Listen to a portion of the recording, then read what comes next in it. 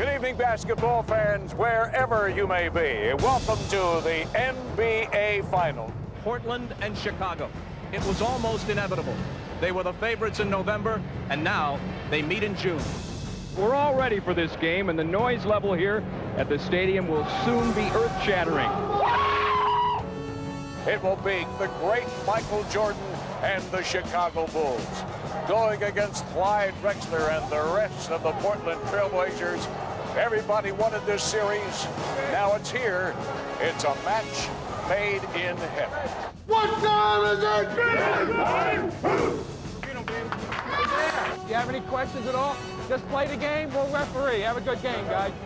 Have a good series. In this corner, Michael Jordan, and across from him, Clyde Drexler. Playing against Drexler.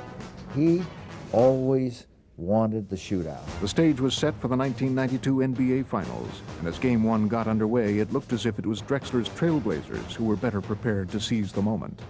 The explosive quintet from the Northwest came out of the gate on fire. So Portland beginning to fly all over the court. Here comes Drexler. Yes, and it counts. 21-15, Portland. Porter with the open shot. And the Blazers have hit their first 7 field goal attempts. You haven't got in rhythm yet. You gotta keep pushing, find your rhythm. What was to unfold from that point on was one of Michael Jordan's greatest games, and it would qualify as such before the first half was through. Jordan with the steal, eluding Ainge. Yes. Don't hold, Clyde. Let's go, babe. Now Jordan posting up, goes to the fadeaway, through the foul, it counts. Jordan eluding Robinson. Yes. Come on, let's go now. Come on, we need a spurt here. We gotta defend them. Let's go. We gotta get back and defend them. We gotta get good shots out here. Did Clyde Drexler feel the momentum shift? If so, it was barely perceptible as the second quarter began. The Bulls had taken only a 3-point lead, but Michael Jordan had begun to feel the offensive rhythm his coach had sought, and Drexler was determined to throw it off. Lost the dribble off his foot. 3-on-2 for the Blazers. Drexler all the way. Jordan was unconcerned.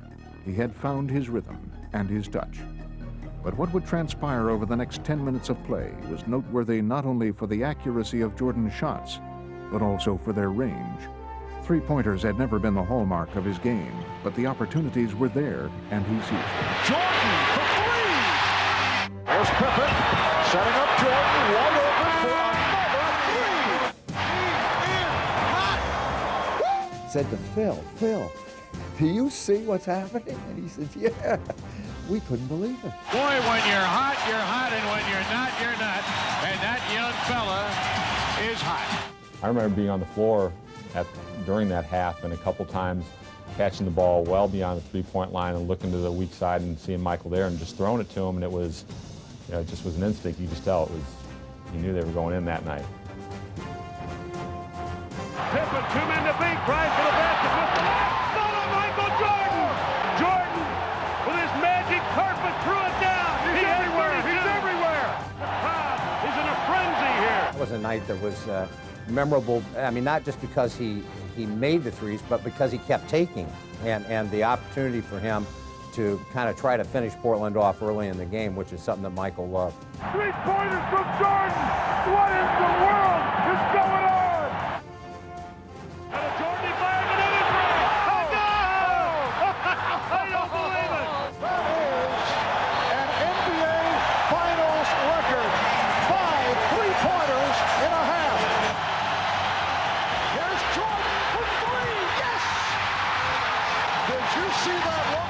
I remember looking over to the NBC table after he'd made maybe his 5th or 6th in the first half and kind of shrugging his shoulders.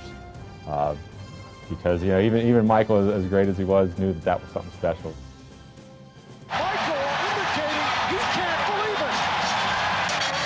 He feels it. There's nothing else he can say other than the man feels it and lets us know.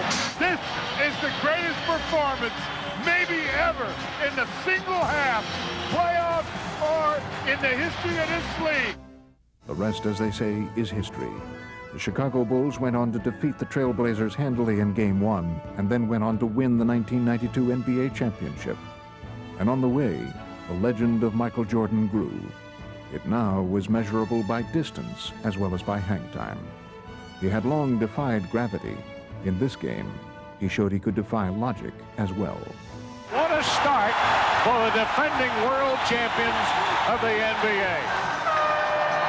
I started running for that three-point line. I felt a great rhythm. It felt like a free throw, really, from that distance. The only thing you could just sit back and say, ah, and wow, and ooh, just like a little kid out there, everything he threw up, he hit. He was hot, and we all knew it. He knew it, and he just was going to go out there. I don't think he was going to miss from 2, from 3, or from half-court range. He just had that feeling. And so, after a series that brought us one of Michael Jordan's greatest games, he and the Bulls celebrated their second NBA championship. It was a scene that would be repeated 4 more times in the years ahead.